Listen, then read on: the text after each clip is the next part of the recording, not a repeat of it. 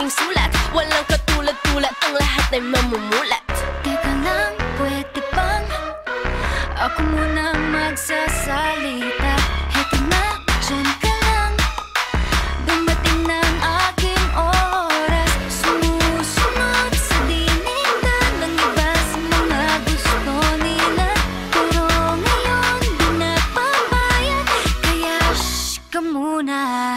Makinig sa aming sasabihin, malakas ang aming tinig.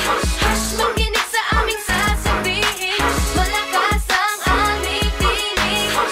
Abot ang langit, mga bibig, wala nang makakapapigil sa amin. Taas ang mabataas, wala nang balak-balak umataas.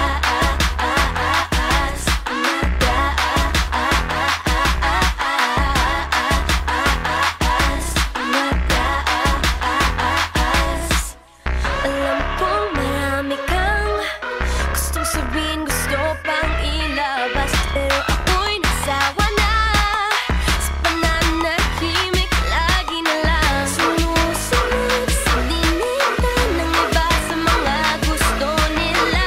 Pero ngayon di na papayag, kaya shh ka muna. Makinig sa aming sasabihin, malakas ang aming tinig. Makinig sa aming sasabihin, malakas ang aming tinig.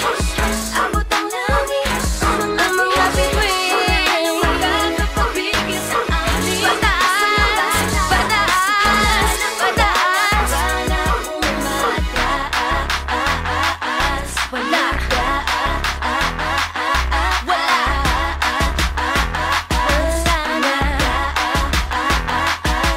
Pagmasdan mo, ang dating ko, laging malakas. Wala kaming inuuruan, di umaatas. Kasi we coming for you, getting at you, give you a little rush.